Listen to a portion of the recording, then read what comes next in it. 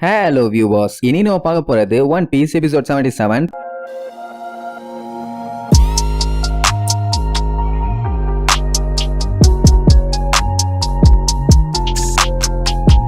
Open பண்ணா நம்ம Brahe ஜெயண்ட காட்டுறாங்க. அவன் காட்டுத்தனமா தேம்பி அழுதுட்டு இருப்பான். என்ன அவனோட ஃப்ரெண்டு செத்து போயிட்டான்ல, அதனால பீலிங்கு. அவன் அழுது அந்த இடத்துல ஆறே உருவாயிரும் போல. அதை விட பெரிய காமெடி அந்த இடத்துல ரெயின்போவே வந்துருச்சு. அவன் அழுகிற சத்தத்தை கூட நம்மளால கேட்க முடியல. அந்த அளவுக்கு கத்தி கதறி அழுவான். இவங்க எது பண்ணாலும் எல்லாத்தையும் பெத்த பெரிய சைஸ்லயே பண்றாங்களேன்னு முழிச்சுக்கிட்டே பாப்பாங்க. என்ன அவன் அழுகிறது பெரிய வாட்டர் ஃபால்ஸே விழுந்த மாதிரி இருக்கு. சோ என்ன அவன் அந்த கண்ணீர் டோரி மேல போய் விழுந்த உடனே டப்புன்னு டோரி எந்திரிச்சிருவான். என்னடானா பிராகி வெட்டின அவன் அன்கான்சியஸ்க்கு போயிட்டானே தவிர சாகல. அவன் எந்திரிச்சத பார்த்தோன்னே அத்தனை பேத்துக்கு செம ஷாக்கு. பிராகி எல்லாம் பார்த்துட்டு எப்பூரா இருக்க நண்பானு கேப்பான். அட ஒண்ணுல திடீர்னு பிளாக் அவுட் ஆயிருச்சும்பானா. அப்படியே அங்க கட் பண்ணி மெழுகு வீட்டை காட்டுறாங்க. சஞ்சய் மிஸ்டர் ஜீரோன்னு ஒருத்தங்கிட்ட போன்ல பேசினால. ஆக்சுவலா அவனை பத்தி விவி ஆல்ரெடி உங்ககிட்ட சொல்லியிருக்காளே, மிஸ்டர் ஜீரோங்கிறவன் தான் இவங்க எல்லாத்துக்குமே பாஸ்ன்னு. அப்படின்னா இந்த ஸ்னெயில வச்சுதான் நீ மாத்தி பேசிட்டு இருக்கியா?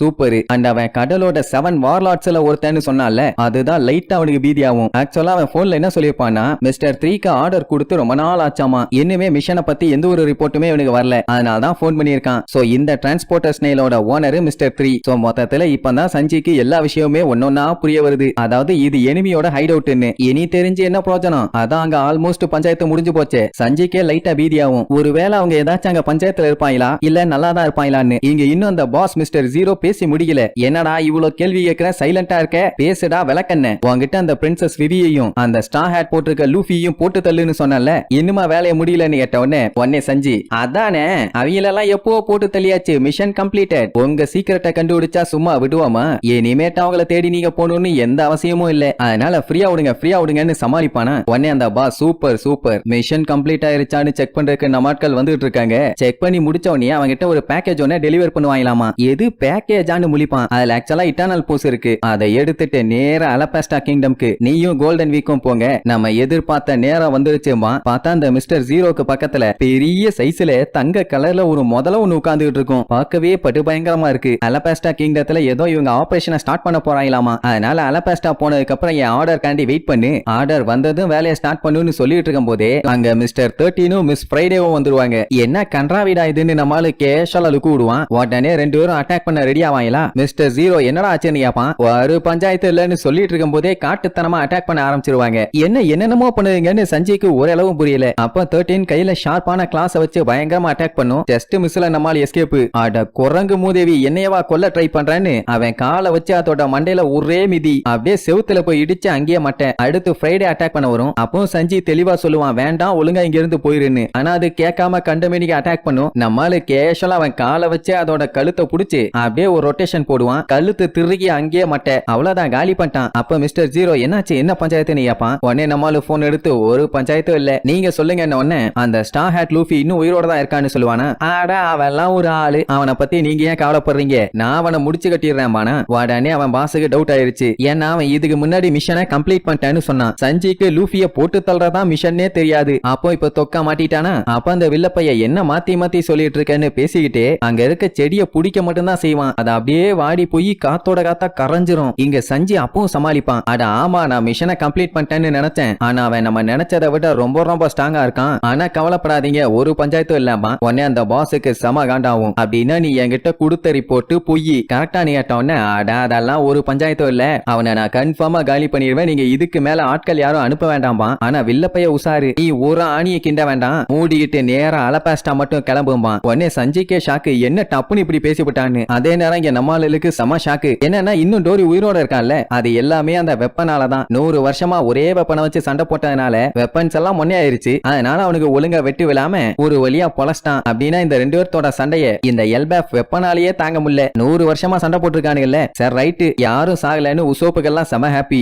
பிராகி டோரிய கட்டி பிடிச்சு அழுன்னு அழுவானா. அட மூதேவி ரொம்ப அமுக்காத, காயம் வலிக்குதுன்னு அவன் கதருவான். செத்து போயிட்டான்னு நினைச்ச அவன் ஃப்ரெண்டு உயிரோட இருக்கான்னு பிராகிக்கு செம ஹாப்பி. சோ இப்படி ரெண்டு பேருமே மாத்தி பாசமலையா பொழிஞ்சு தள்ளுவானுங்க. ஜோரோக்கு என்ன ஆச்சரியம்னா, 100 வருஷமா இவனுங்க அதே வெப்பனை வச்சு சண்டை போட்டுமே அந்த வெப்பன் இன்னும் உடையாம அப்படியே இருக்கு. அதுதான் ஆச்சரியமா ஆச்சரியமா இருக்கு. ராகி எல்லாம் ரொம்ப சந்தோஷமாயி இந்த மாதிரி ஒரு ஒண்டர்ஃபுல்லான நாளை கொடுத்ததுக்கு எல்பேஃபோட கடவுளுக்கு தேங்க்யூ சொல்லுவான். டோரி காண்டாயிருவான். ஏண்டா எடுபட்ட செத்த பயல, உன்னோட ஆக்ஸ வச்சு என்னைய வெட்டுனது உனக்கு சந்தோஷமா? இதுக்கு நீ எல்பேஃப் கடவுளுக்கு தேங்க்யூ வேற சொல்றியான்னு. அட கூறுகட்ட கிறுக்கு பயலே, நான் அதை மீன் பண்ணி சொல்லல, தப்பா நினைச்சுக்காதன்னு தட்டுவானா. அது என்ன, அவன் காயத்துல அடிபட்டு பயங்கரமா வலிக்கும். உடனே அவனும் செல்லமா குத்துவான். உடனே இவன் அதுக்கு மேல செல்லமா குத்துவான். இப்படியே மாத்தி மாத்தி விளையாட்டுக்கு குத்துன்னு குத்தி மறுபடியும் ரெண்டு மூதேவியும் சண்டை போடுறதுக்காக முட்டிட்டு இருப்பானுங்க. லூபி பார்த்துட்டு கமான் கமான் ஆரம்பிங்கன்னு என்ஜாய் பண்ணிட்டு இருப்பான். ஆனா மத்தவங்க எல்லாம் ஐயோன்னு தான் பாப்பாங்க. நமி எல்லாம் பச்சை பச்சையா திட்டுவா, மறுபடியும் நீங்க சண்டை ஆரம்பிச்சிட்டீங்களான்னு. இங்க இந்த மிஸ்டர் 0 மிஸ்டர் 3ன்னு நினைச்சு நம்ம சஞ்சிக்கிட்ட இனிமேட்டு நம்ம போன்ல எல்லாம் ஒண்ணும் பேச வேண்டாம், இப்படி பேசிட்டு இருந்தா நேவி ஆளுங்க எல்லாம் அசால்ட்டா வந்து புடிச்சிருவானுங்க.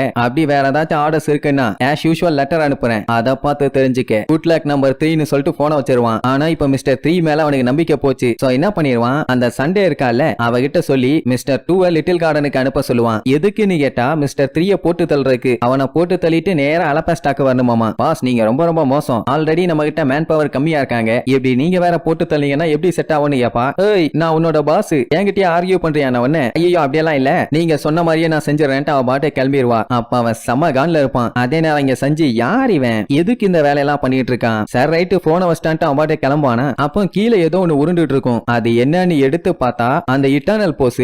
அத பார்த்துட்டு நம்மால அசந்து போய் நிக்கிறதோட அந்த ஜெயின்ஸுங்க நம்மாளுங்க எல்லாம் ரொம்ப சந்தோஷமா இருக்காங்க. அதுலயும் டோரி எல்லாம் பயங்கரமா சிரிப்பான். என்னன்னா இவங்க தலைக்கு வச்சிருந்த பவுண்டியவே இவங்க மறந்துட்டாங்களாமா. என்ன பவுண்டிக்காக தானே இவங்க அந்த வில்ல பயிலுக பிடிக்க வந்தானுங்க. உடனே விவி மன்னிப்பு கேப்பா. ஏன்னா அவங்க எல்லாருமே வந்தது இவளால தானே. நமி அவ கண்ணத்தை பிடிச்ச கிள்ளியா, அதெல்லாம் ஒண்ணு இல்ல பேசாம இருன்னு சொல்லிட்டு இருப்பாளா. அந்த டைம் இவங்க 3 பேரும் நல்லா பிஸ்கெட் வெளுத்து கட்டிட்டு இந்தாங்கப்பா நீங்களும் சாப்பிடுங்கன்னு சொல்லி நீட்டுவான். இது எங்க இருந்துடா கிடைச்சதுன்னு அப்படியே முழிப்பாங்க. மொத்தத்துல நம்ம பயலுக்கு இந்த பஞ்சாயத்து யாரால வந்துச்சு எதுக்கு வந்துச்சு இதெல்லாம் மேட்டரே இல்ல, பிரச்சனை முடிஞ்சுல, ஜாலியா என்ஜாய் பண்ணும் அவ்வளவுதான். பாத்தியா உன்னை யாருமே எதுவுமே சொல்லம்பா. அவனுங்க பார்த்தா பிஸ்கெட்டு காண்டி மாத்தி மாத்தி அடிச்சுக்குவானுங்க. அதை பார்க்கும்போது விவிக்கு சிரிப்பா இருக்கும். அந்த டைம் நமிக்கு லைட்டா வயித்துல வலிக்கும். என்னன்னு பார்த்தா ஏதோ பூச்சி கடிச்சிருக்கு. ஒன்னும் பஞ்சாயத்து இல்லம்பா. சோரோக்கு என்ன ஒரு கடுப்புன்னா லாக் போஸ்ட் செட் ஆக இந்த தீவிலேயே 1 வருஷம் வாழ வேண்டி இருக்குல்ல, அதான் என்ன பண்றதுன்னு தெரியாம முழிப்பான். அப்ப அந்த 2 ஜெயண்ட்டும் நம்மளு கிட்ட தேங்க்யூ சொல்லுவாங்க. ஏன்னா நம்மளுக்கு தானே ஹெல்ப் பண்ணி இவங்க ரெண்டத்தையும் காப்பாத்தினது. உடனே லூஃபி அப்படின்னா எங்க லாக் போஸ்ட்க்கு ஏதாச்சும் வழி பண்ணுங்கன்னு சொல்லி கேட்பான். அது ஒண்ணு மட்டும் தான் இவங்களால பண்ண முடியாத ஹெல்ப் ஆமா, வேற எதை வேணாலும் கேளுங்கிற மாதிரி சொல்லிட்டு இருப்பானா. அந்த டைம் நம்ம சஞ்சி அங்க வந்துருவான். அவனுக்கு எல்லாத்தையும் பார்த்ததுல செம ஹாப்பி. மெயினா விவியும் நமியும் பார்த்ததுல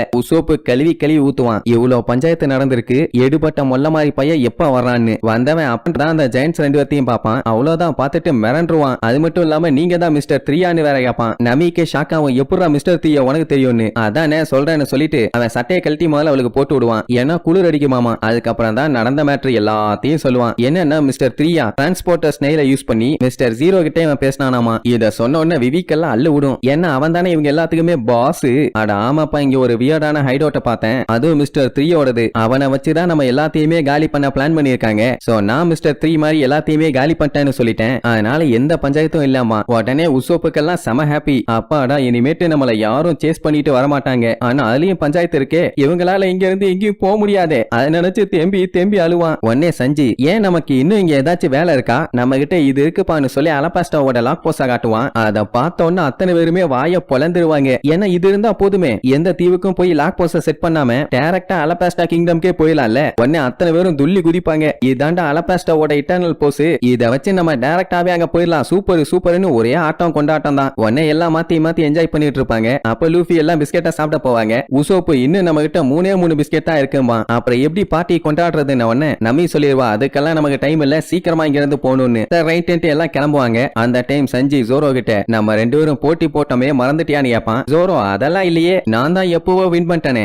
ஏன்னா நான் புடிச்சது பெரிய சைஸ் காண்டாமிருகம். சஞ்சி இருந்துட்டு அதை நீயே தின்னுங்கிற மாதிரி சொல்லுவான். உடனே அந்த ஜெயின்ஸ் எல்லாம் ஷாக்கா கேட்பாங்க, எது நீங்க மாத்தி போட்டி போடுறீங்களான்னு. ஏன்னா இவனுங்களும் இதே மாதிரி தானே போட்டி போடுவானுங்க. உடனே லூஃபி சார் ரைட் நாங்க எல்லாரும் கிளம்புறோம்.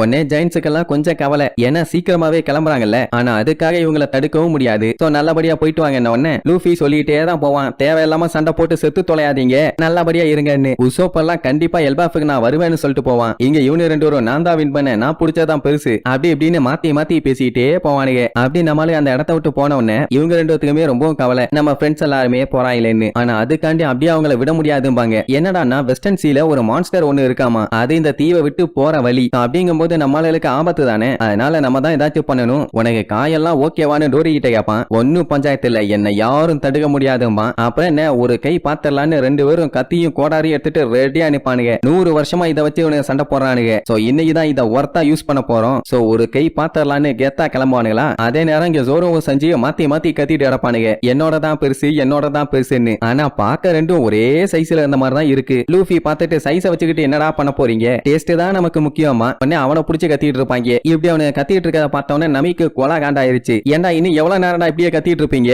நம்ம சீக்கிரமா கிளம்ப வேண்டாமான்னு கேப்பா. ஜோரோ உசோப்பை கூப்பிட்டு, ஏ உசோப்பு நீ ஒழுங்கா பார்த்து சொல்றான், நான் தானே வின்னரு என்னோட தானே பெருசும்பா, எனக்கு எதுவும் தெரியாத ஆளை விடும்பா. விவி பார்த்துட்டு ரெண்டுமே ஒரே சைஸ் தான் இருக்கு, அதனால சேலஞ்சு டிரான்னு சொல்லுவா. அதெல்லாம் ஒத்துக்க மாட்டாங்களாமா. உடனே நமிக்கெல்லாம் கொலை காண்டாயி தொண்டை வெளியே கத்துவாளா. அவ்வளவுதான் பயந்தடிச்சு உடனே கப்பல்ல ஏறி கிளம்புற வேலையை பார்க்க ஆரம்பிச்சிருவானுங்க. கப்பலும் பொறுமையா அழகா அப்படியே மூவ் பண்ணுது. ஜெயன்ஸ் சொன்ன ரூட் படி இவங்க இதே வழியா ஸ்ட்ரெயிட்டா போனாங்கன்னா வெஸ்டர்ன் சைடோட எண்டுக்கு போயிருவாங்க. அதனால இதான் கரெக்டான வழின்னு அவங்க பாட்டுக்கு போவாங்க. லூஃபி பார்த்துட்டு இதுக்கு மேல சாப்பாடு எடுத்து வைக்க மாட்டீங்களா, இவ்வளவு தானாங்கிற மாதிரி கேட்பான். ஆக்சுவலா ஆல்ரெடி ஏகப்பட்ட சாப்பாடு எடுத்து வச்சிருக்கு, இன்னும் கொஞ்சம் எடுத்து வச்சா போதும் கப்பலே மூழ்கிரும். ஆனாலும் அவனுக்கு பத்தல. அப்படியே அவங்க பாட்டுக்கு போவாங்க. வழியில பார்த்தா அந்த 2 ஜெயின்ஸும் அப்படியே போஸ்ட் கொடுத்து நின்னுட்டு இருப்பாங்க. என்னன்னா இப்ப நம்மளுக்கு போற வழியில பயங்கரமான அப்டக்கிள் இருக்காமா. அந்த மான்ஸ்டர் இந்த ஐலாண்ட்ல இருந்து அடுத்த ஐலாண்டுக்கு யாரையுமே போக விடாது. ஆனா நம்மளுக்கு தான் இவங்களுக்கு ஃப்ரெண்ட்ஸ் ஆச்சே. சோ எப்படியாச்சும் காப்பாத்தணும்ல. சோ என்ன ஆனாலும் பரவாயில்ல, நம்மளோட ஃப்ரெண்ட்ஸை நம்ம தான் ப்ரொடெக்ட் பண்ணணும்னு சும்மா வெறியோட சொல்லிட்டு இருப்பாங்க. அதெல்லாம் நம்மளுக்கு தெரியாது, அவங்க பாட்டுக்கு வருவாங்க. அப்போ பிராகி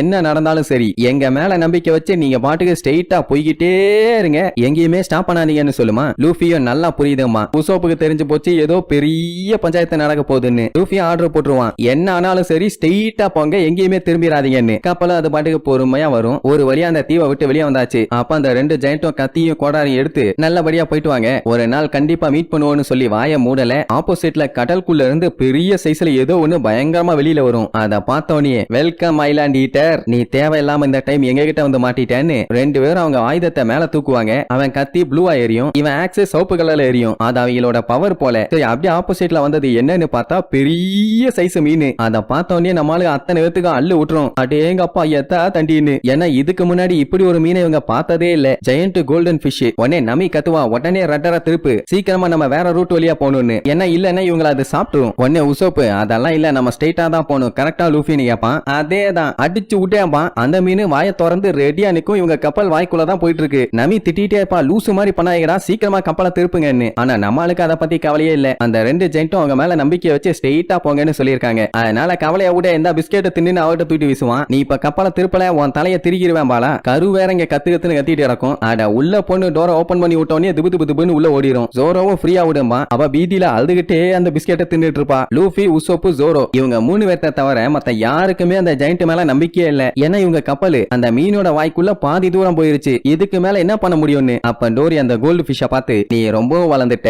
இதை நாங்க எதிர்பார்க்கவே இல்லம்பா. ஏன்னா இவங்களே இதுக்கு முன்னாடி இதோட வாயை இவ்வளவு பெருசுக்கு பார்த்ததே இல்ல. கண்டிப்பா இது பக்கத்துல இருக்க ஏகப்பட்ட சின்ன சின்ன ஐலாண்ட சாப்பிட்டு இருக்கும். இன்னும் வளர்ந்துகிட்டே போச்சுன்னா எந்த ஐலாண்டுமே இதுக்கு பெரிய விஷயமே இல்ல, இதோட இதுக்கு முடிவை கட்டியே ஆகணும்னு சொல்லிட்டு இருப்பாங்க. அதான் அந்த கப்பலை முழுகினவன அப்படியே வாய மூடும். அப்ப அவனு 2 பேரும் வெறித்தனமா அவனு ஆயுதத்தை அப்படியே மேல தூக்குவாங்க. இங்க நம்ம எல்லாத்தையும் கிளின்னு கிழிச்சு தள்ளுவா. போச்சா இப்ப நம்மள அந்த மீன் சாப்பிட்டுருச்சு, இதுக்கு மேல என்னடா பண்ண போறீங்கன்னு உசோப்புக்குமே என்ன சொல்றதுன்னு தெரியல. ஆனா லூஃபி தான் ஸ்ட்ரெயிட்டா போய்கிட்டே இருங்க, நிறுத்தவே கூடாதுன்னு கத்துவான். அண்ணே கப்பலும் ஸ்ட்ரெயிட்டா போய்கிட்டே தான் இருக்கும். அந்த டைம் இந்த ஜெயன்ஸ் 2 பேரும் அப்படியே அந்த கத்திய ஓங்கி அந்த கோல்டன் ஃபிஷ்க்கு நேரா நீட்டுவானுங்க. அந்த ஃபோர்ஸ் மான்ஸ்டரோட வாயில போய் ஒரே அடி. உள்ளுக்குள்ள அந்த பவர் அப்படியே பயங்கரமா தெரியுமா. நம்மளுக்கு எல்லாருமே பார்த்துட்டு வாயை பொளந்துருவாங்க, என்னடா நடக்குது இங்கன்னு. அந்த ஃபோர்ஸ் ஒன் சைடு கிழிச்சுக்கிட்டு வந்து இன்னொரு சைடு போய் அடிக்கும், பெரிய ஓட்டையாயிரும். அவ்வளவுதான் நம்மளுக்கு எஸ்கேப். அந்த ஓட்டையில சும்மா சல்லுன்னு பிச்சுக்கிட்டு கப்பலோட நம்மளுக்கு பறக்கிறதோட இந்த எபிசோடுக்கு எண்டே கார்டு போட்டு முடிக்கிறாங்க.